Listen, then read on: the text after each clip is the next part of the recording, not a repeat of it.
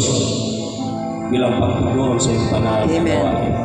Yes, Lord. Bilang pagtugon sa iyong panawagan sa amin. In Jesus' name. Tuloy kaming maglilingkod, O Diyos, Amen. ng may katapatan. Amen. Pagpalain kami lahat na narito ngayon, Diyos. Pagpalain ang bawat isa, ang bawat kahilingan, ang bawat pamilya. Amen. Lalo na, O Diyos, ang susunod na magbibigay ng mensahe.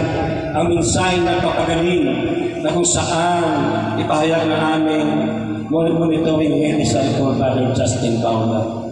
Pagpalaan mo po siya, O Diyos, gamitin mo po siya sa kapanahunan na maging daluyan ng pagpapala, lalo na sa aspetong spiritual. Amen. Kaya ngayon Panginoon, namin na namin ang 100% katagumpayan Yes, ng Lord. gawain ito.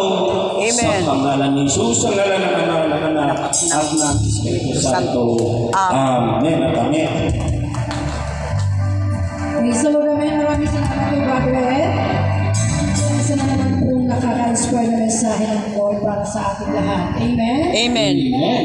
At ngayon tayo po tuloy-tuloy na para sa ating healing message. Handa ba kayong muli? Amen. Ay makinig pa ng mabuting balita ng